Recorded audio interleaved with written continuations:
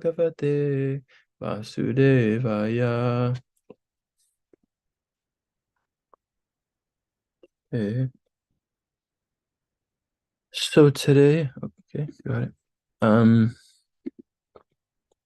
okay, today is Thursday, November 2nd, Panchami Krishna Paksha, Damodar, Kartik Mas, 537 Garubda. And it's the disappearance day of Srila Narottam, Srila Narottam Das Thakur. So I was thinking maybe I could, before we start the class, it's a little unprecedented maybe, but maybe I can read a little bit about Narottam Das Thakur before we start the Bhagavatam class. Okay. So Narottam Das Thakur. So this is reading from the Gaudiya History section of the ISKCONDesiretree.com. Narottam Das Thakur. Appearing as the son of a king, Srila Narottam Das Thakur, Sri Thakur Mahasya, showed all the bodily symptoms of a Mahapurusha, an exalted divine person. He had long arms, a deep navel, golden complexion, beautiful eyes, shaped like lotus petals. In school, he was a Shrutidar, which means one who's able to memorize whatever he hears. Although he quickly mastered Sanskrit and the Vedas, he hankered to serve Krishna. He was a lifelong brahmachari. By the mercy of the holy name Gorintai, Narottam became detached, left his opulent family, and ran to Vrindavan. He took Diksha from Sri Lokanath Goswami and Shiksha in Gaudiya philosophy from Sri Jiva Goswami. When he arrived in Navadvip, all the devotees asked him about the health and activities of the Goswamis in Vrindavan. They were eager to hear the news from Vrindavan. After visiting all of Gauranga's pastime places in Goramandala, Narottam Das did the same in Sri Kshetra Dham, Jagannath Puri.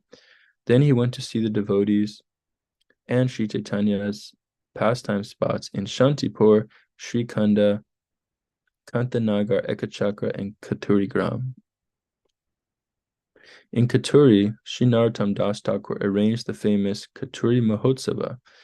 This was the first Gaura Purnim festival to honor the divine appearance day of Sri Krishna Chaitanya Mahaprabhu. During the festival, 6 deities were installed: Sri Gaurangadev, Sri Vallabhi Kanta, Sri Raj Mohan, Sri Krishna, Sri Radhakanta, Sri Radharaman. With his sweet voice, Narottam Das began a wonderful kirtan. His chanting filled the heavens and brought down tears of prema from the eyes of the devotees, who were all sporting in the ocean of ecstasy. Quote, in the midst of their kirtan, the munificent Sri Chaitanya himself and all his personal associates appeared and joined in the Sankirtan. Like a flash of lightning in the midst of a beautiful blue, like a flash of lightning in the midst of a mass of beautiful blue clouds, Sri Chaitanya himself appeared in the crowd of devotees through a divine manifestation. That's from Bhakti Ratnakar. Another quote.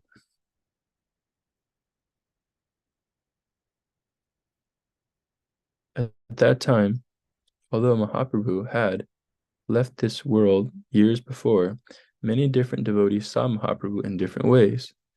Those of Sri Navadvip saw him more intimately as Nimai Chanda or Vishvambar, as they knew him during his youth. Those devotees were attracted to Mahaprabhu in Sakya and Vatsalya Ras. The followers of the 6 Goswamis, who only knew Mahaprabhu as a sannyasi, related to him in the mood of Dasya Ras.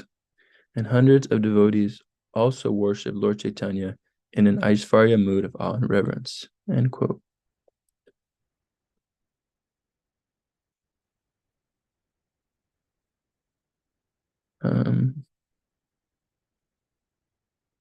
Narottam Das Thakur wrote many devotional songs about the spiritual master, the devotees' devotional service, the six Goswamis, Gaur Nityananda, and Radha Krishna. Although composed with sweet melodies and simple Bengali language, Narottam Das's songs give Shastric Siddhanta and devotional inspiration. Srila Prabhupada often sang these bhajans, considering them non-different from Vedic Shastras. He quoted them in Bhagavatam lectures. Pratana and Prema Bhakti Chandrika are Narottam's most famous works.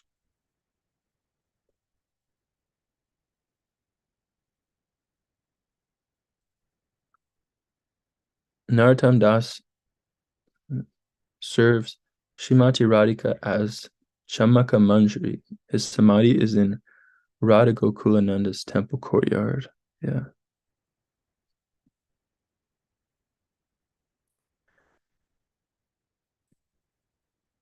Okay. Okay. Narottam Das Thakur ki jai. There's a real, if you want to listen to lecture on Narottam Das Thakur today to honor his disappearance, His Holiness Indra Maharaj, in his series about the Vaishnava saints, has a very nice talk on many of our Gaudiya Vaishnava predecessors, and especially has a very nice one about Narottam Das Thakur. So I would highly advise that. Okay, so Hey,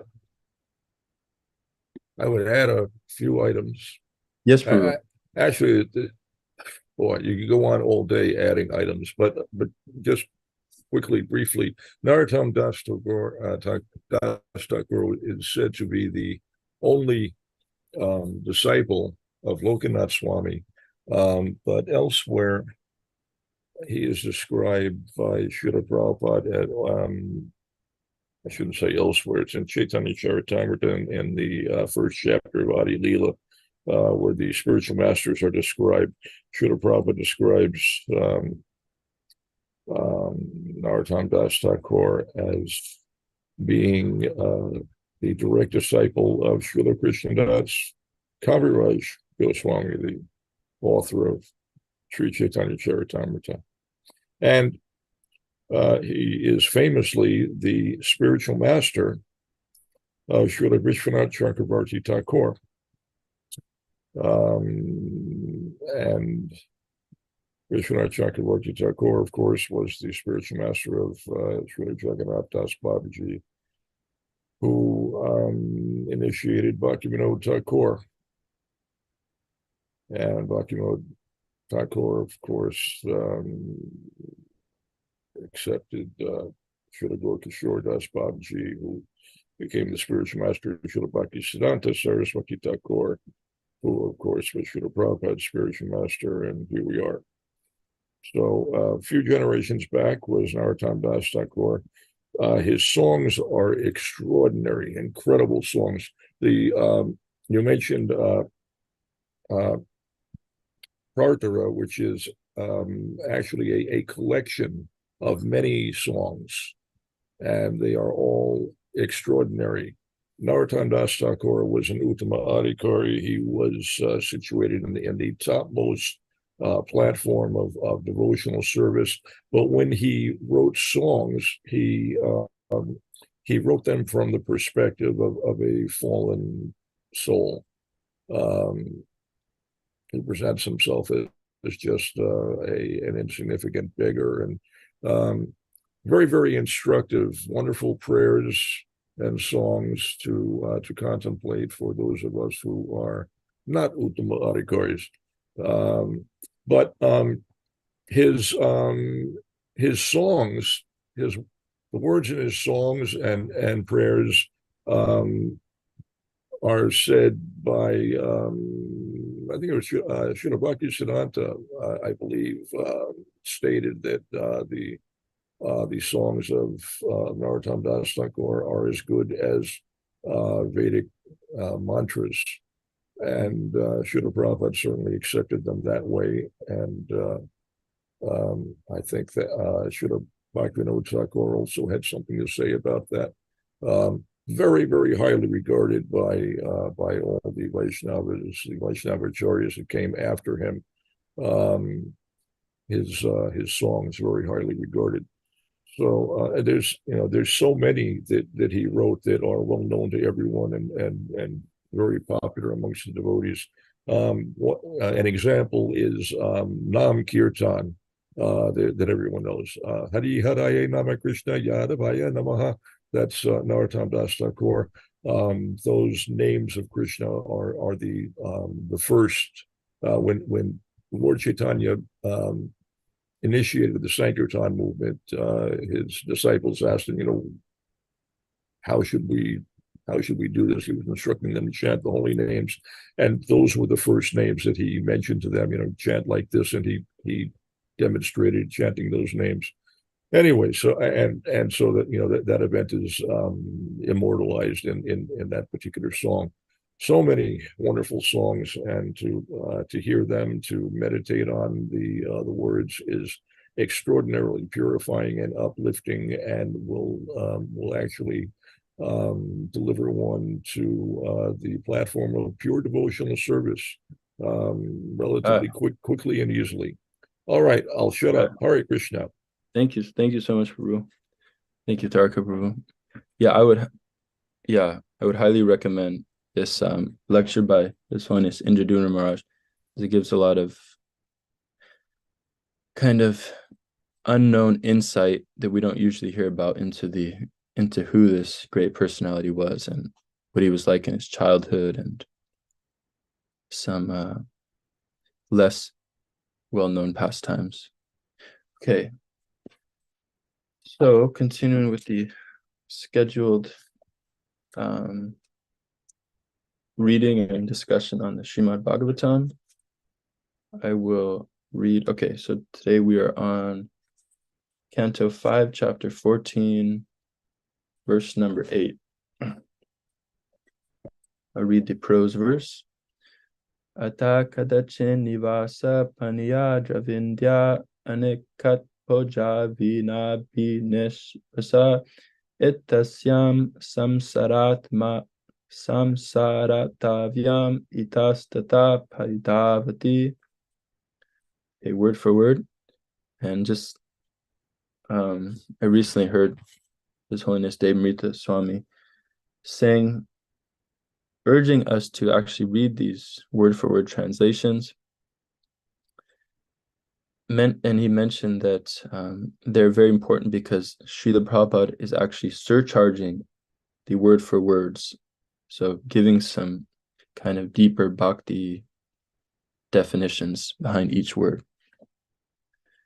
Ata, in this way, kadachit, sometimes, nivasa, residence, paniya, water, dravina, wealth, adi, and so on, aneka, in various items, atma upajivana, which are considered necessary to maintain body and soul together.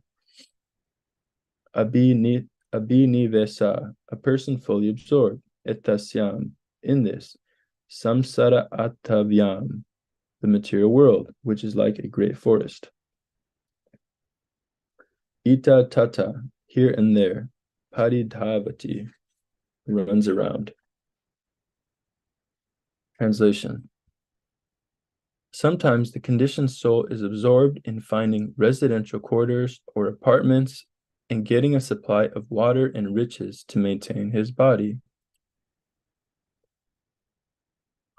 Absorbed in acquiring a variety of necessities, he forgets everything and perpetually runs around the forest of material existence.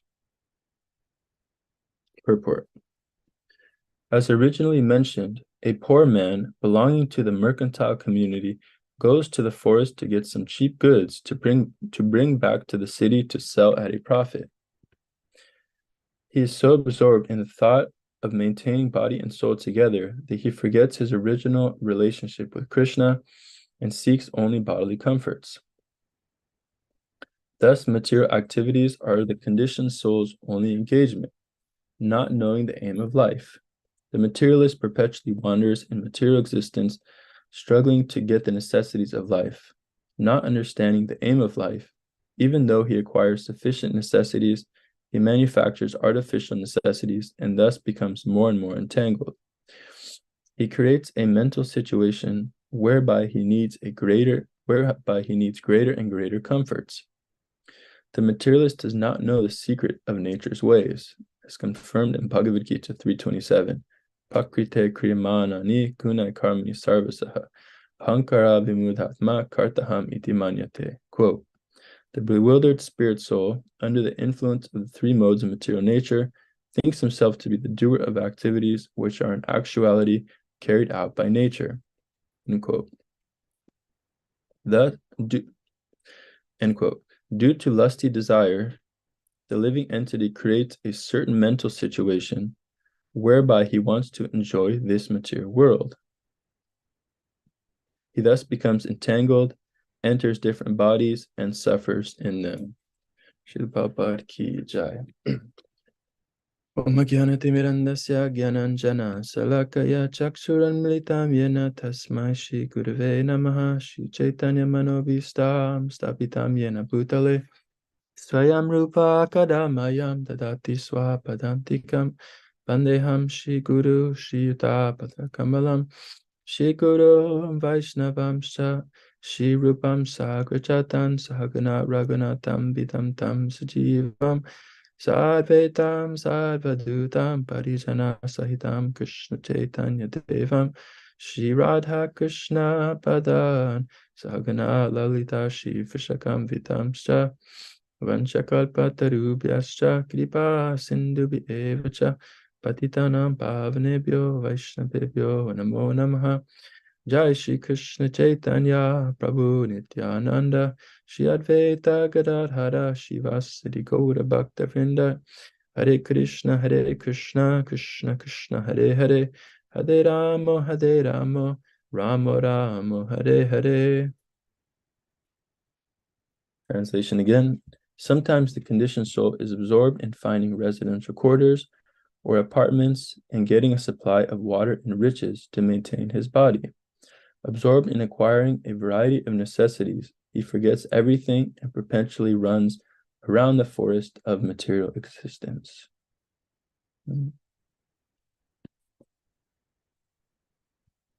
Okay, so again, thank you, devotees. So many participants today, relatively. Surely it's not to come listen to me, but I'm sure the devotees are taking advantage of the Kartik month to increase their devotional activities. Okay, so yeah, this verse and this whole section here is giving a nice, painting a nice picture in a sort of allegorical way of our very embarrassing situation here in the material world. So I like one place to explain that material desires are embarrassing. So you can think how, yeah, often when we're pursuing our material sense gratification, it's an embarrassing situation, right? You know, we go to the grocery store and we want to get some ice cream and we're looking around, seeing who's looking or whatever it may be. It's the embarrassment of sense gratificatory activities. So in this verse, so this verse is nicely describing what I'm seeing as kind of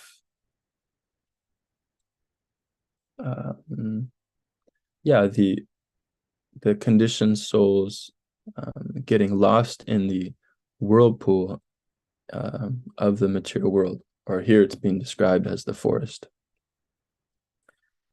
So of course, I believe there's one story that talks about this, how one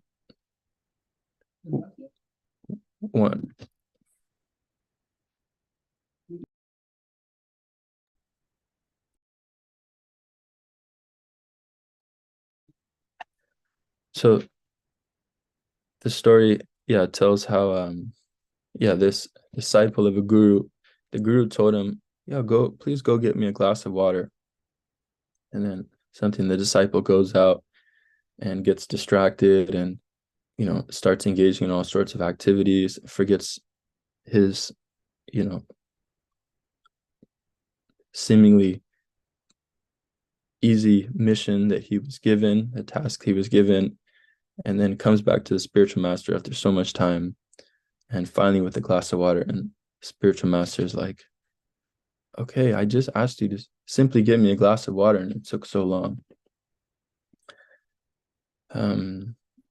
So yeah, this is the nature. Of course, this material world is a place of distraction, so it's very easily to get distracted. And I heard His Grace Gauranga Prabhu, the famous devotee from Chapati, and he was saying, actually, one of our biggest problems is that we are distracted. We're not focused. So I remember one contemporary story also that a brahmachari was relaying how um, he had seen there was a mother coming around, mother and a small child, I guess mother and a baby, let's say, and they were coming around the temple, and yeah, they were pretty sincere, and then all of a sudden, some many years went by, and this you know seemingly enthusiastic mother was not seen at the temple. Then one day, yeah, many years later, she comes back, and the brahmachari, he says, "Oh wow, nice to see you again. It's been a long time since you've come visited the temple." And the mother was relaying how, yeah, it was a long time, but it actually didn't seem like that long of a time, because things just happened so quickly. And one thing one thing happened after another. I got caught up in life, and next thing you know, years and years had gone by, and I had kind of completely forgot about my interest in this Krishna consciousness. So yeah, just as we're seeing here, the conditioned soul, he is absorbed in acquiring different necessities of life, and then he forgets everything and perpetually runs around the forest of material existence.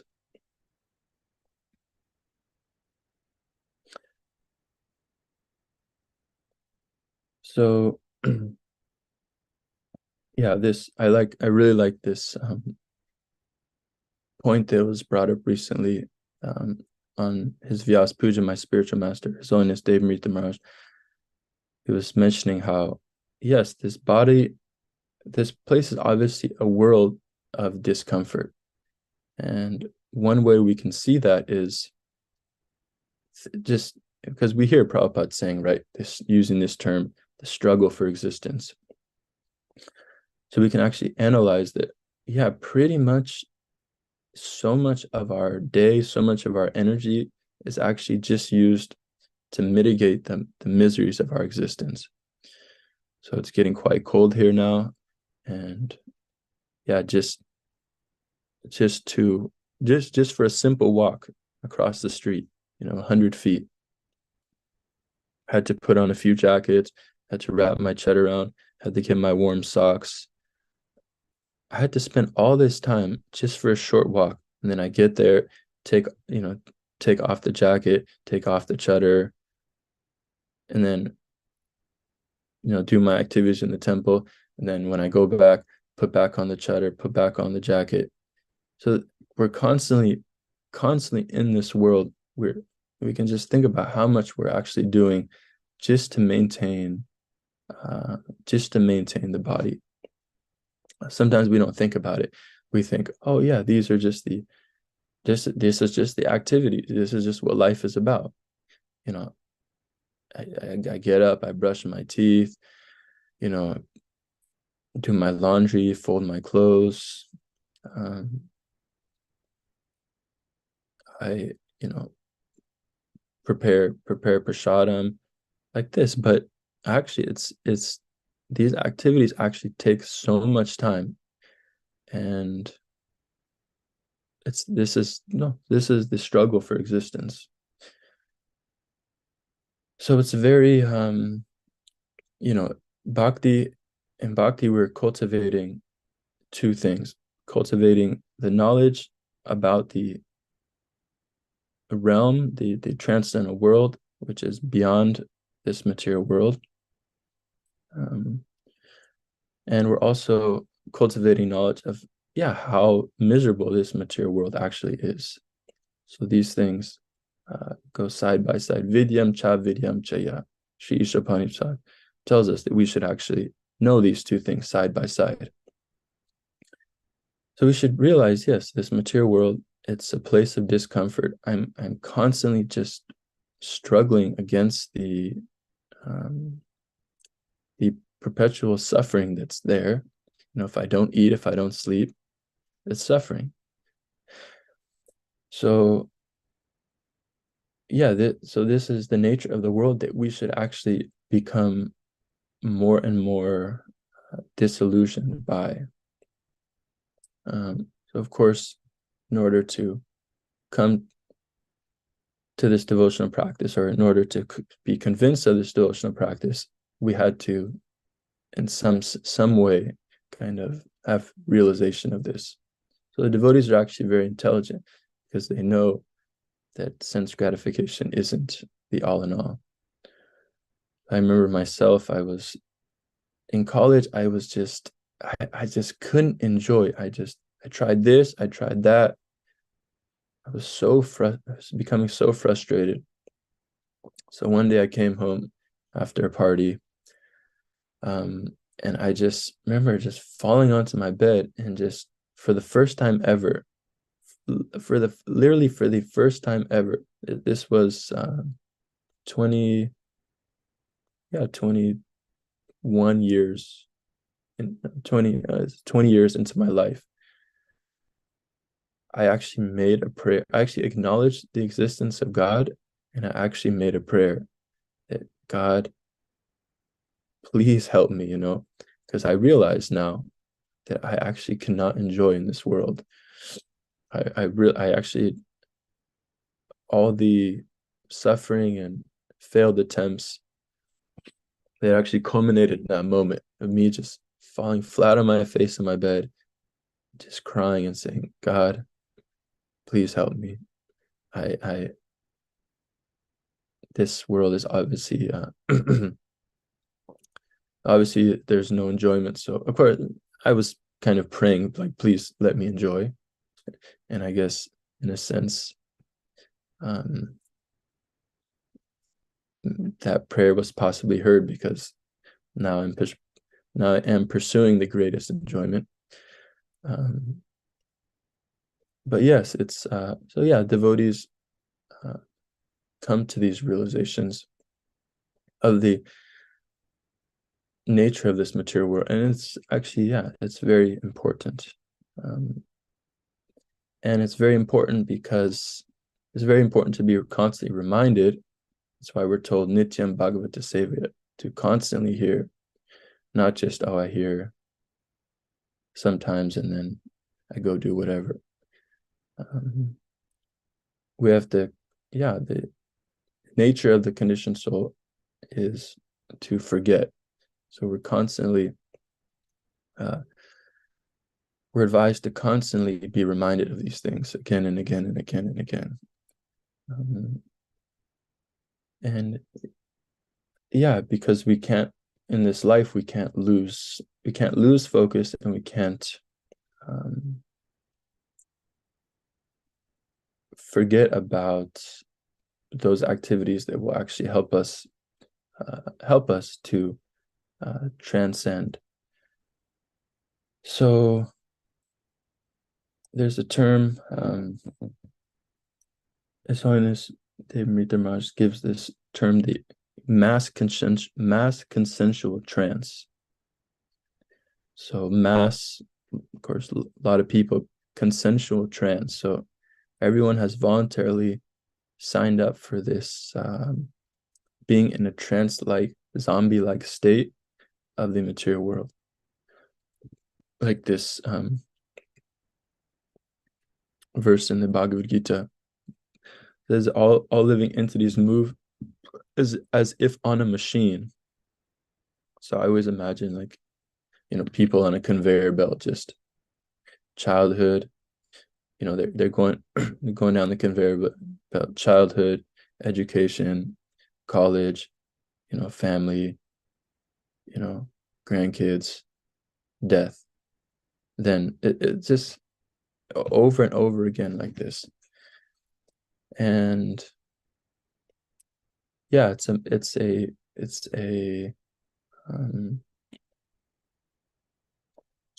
a mass trance that actually everyone is in.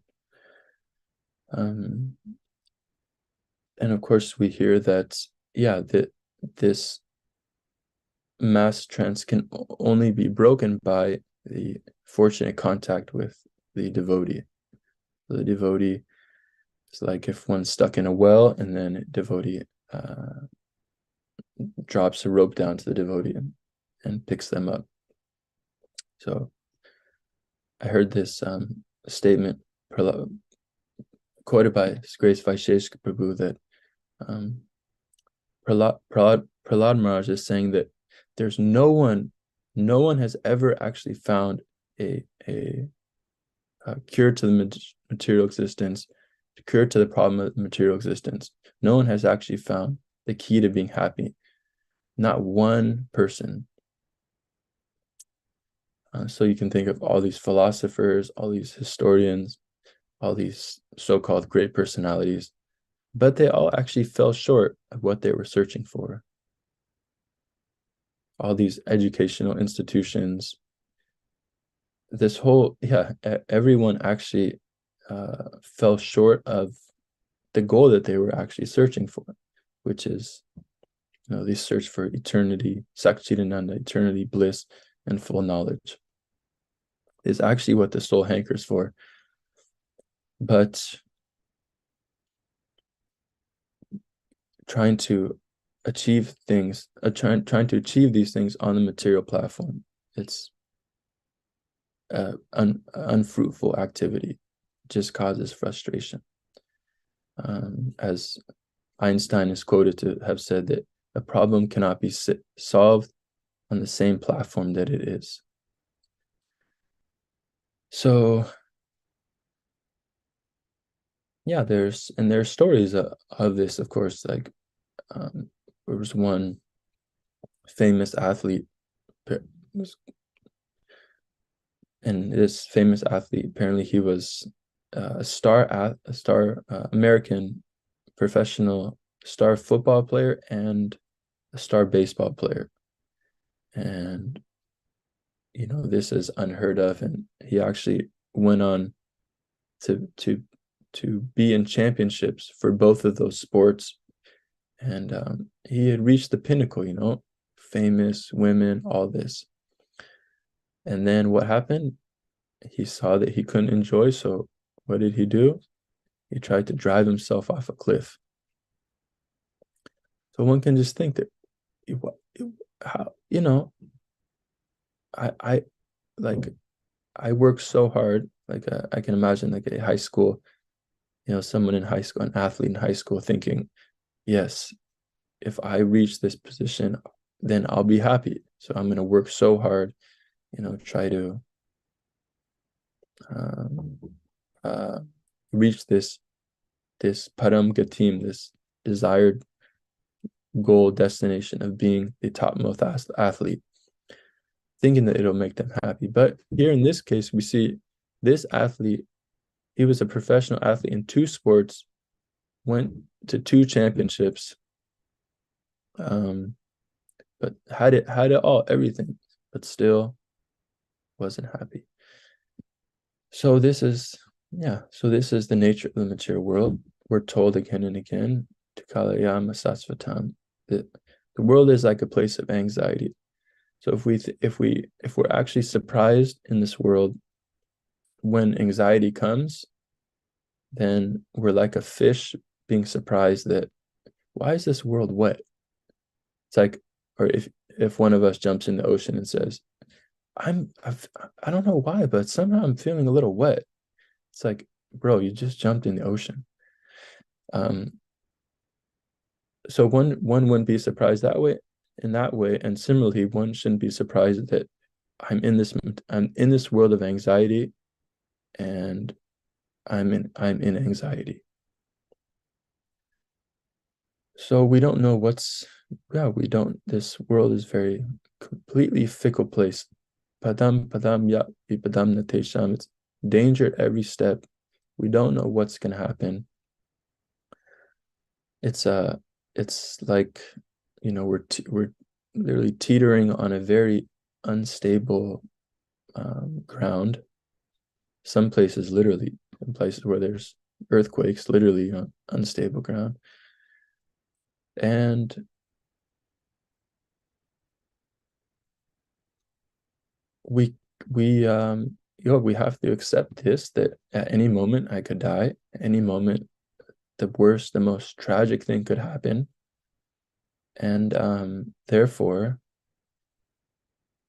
take shelter of the Lord, of Mukunda, um, who will ultimately, help us in all situations, or who will help our ultimate goal, So this devotional service, it's so important. One shouldn't give up anything. We have a lot of fans of His Holiness Swayam Keshava Maharaj, and he has this. He says, "Put this on. You should put this. Everyone should put this on their, put this quote on their refrigerator. Don't give up temper. Don't give up your ultimate gain in life for temporary pleasures." Of course, it's said much more poetically, but you get the point. It's don't give up the ultimate gain of life for these small temporary pleasures. So, we can adjust our internal compass and prioritize what's right. Because, like I said, this material world, it's by nature, it's very distracting. This, that, all that. So many distractions in a day can happen. But we have to have our priorities set that, I've taken to this path, I've taken initiation, if we take initiation. I know what the goal is, and sometimes our intelligence might be a little bewildered, because this is our intelligence is a product of our conditioning, a product of what we're being exposed to. So sometimes, we might not have the proper intelligence to actually have the goal in mind, but that's where the spiritual master, that's where the devotees are very important. They can say, hey, Prabhu, I think you're getting a little off track. And the spiritual master, spiritual master is like he's given the absolute knowledge. So whatever is happening in life, the spiritual master is there to give absolute knowledge, which is unaffected by the whatever relative difficulties we're going through, whatever our intelligence is being bewildered by at the moment. We have these anchors in life to keep us on the right track, and to not let us get, like it said here, is absorbed in acquiring necessities and forgetting everything, running around the forest of material existence. So unfortunately, we've seen devotees run away from devotional service to the forest of material existence. And we can see it's obviously very unfortunate. And but as it said, the highest service is to save oneself. The highest service is to save others, but even the higher service than that is to save ourselves. Okay, so I'll stop there. We're supposed to end a little early today, So I don't want to carry out the questions and comments too long, but if someone does have a question or comment, they can feel free to yeah, do so now.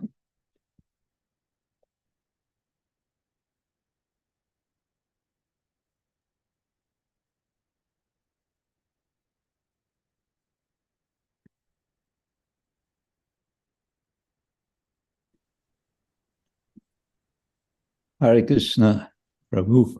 Hare Krishna Maharaj, please accept my humble obeisances. Please accept mine.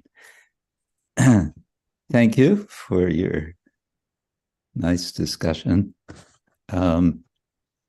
Maybe I can just mention something further regarding Narottam Das Thakur on his appearance day, disappearance day. In recent weeks, I've been going through his Prarthana songs, and let's see if I have one here. And yes, within the Prarthana songs, it's interesting.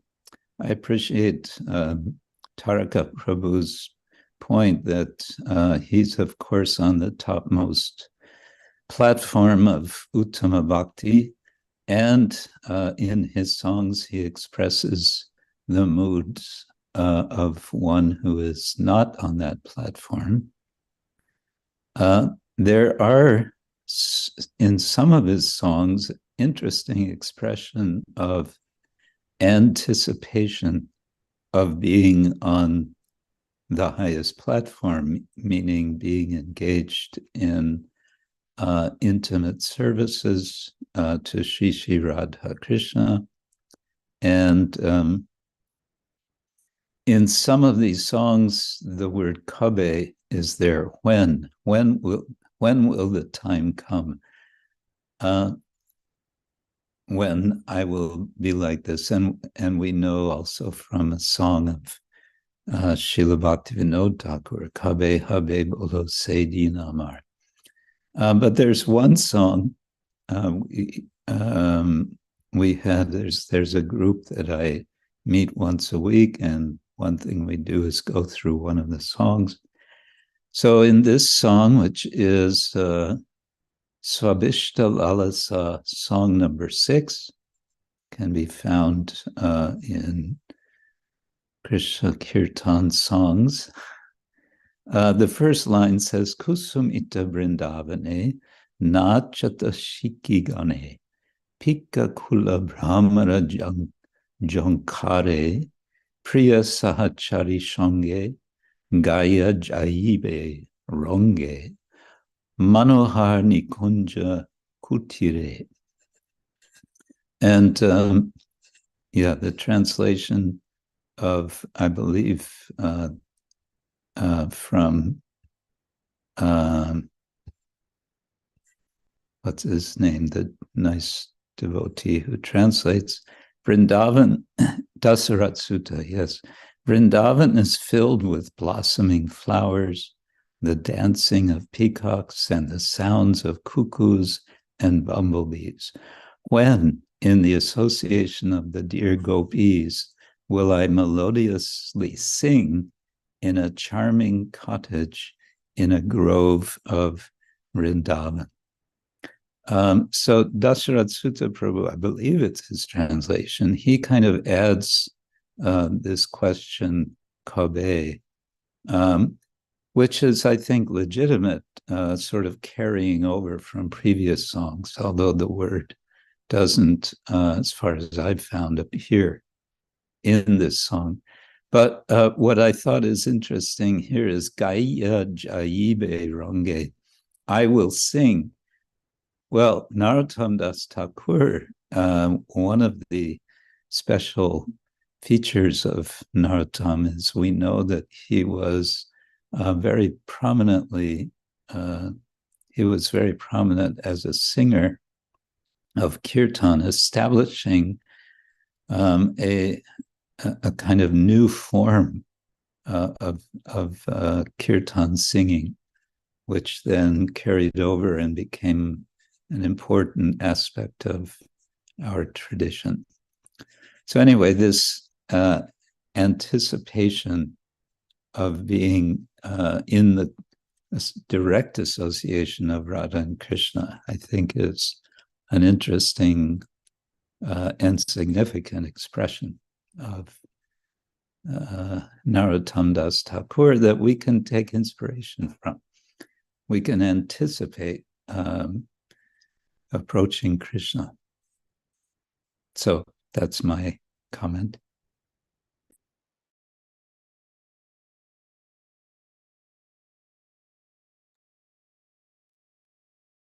Thank you so much, Maharaj. Is there anything else you'd like to share?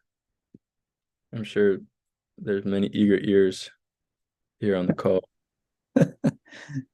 All right. Well, one small point I looked up, because in the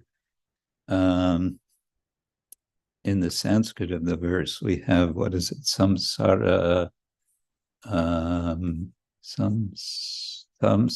atavyam. So I looked up atavyam, and it comes in a different form, atavi. And atavi means a place to roam in, or a forest. So this is the forest of material existence, samsara atavyam, which is, I think, the locative. So in the forest, wandering in the forest. So it emphasizes this wandering, which is then nicely sort of rounded out with the verb at the end, paridavati, runs around. So running around in the forest. But I was thinking, so what sort of wealth might one get in a forest? And Prabhupada mentions, where is it? Or in the translation, something about getting things, cheap supplies or whatever. Oh, it's in the purport. To get some cheap goods to bring back. And, well, for what it's worth, it struck me that who is living in the forest are the tribals. So the tribal peoples, maybe in their villages, they're producing some simple goods, and maybe there was some monetary exchange going on. So anyway, that's neither here nor there, but thinking about the forest. I appreciated your mention that your Guru Maharaj encourages us to look at the word for word, or pay attention to, because there is a lot in them. And as you said, Prabhupada often surcharges the Sanskrit words with bhakti. So that's nice. Hare Krishna.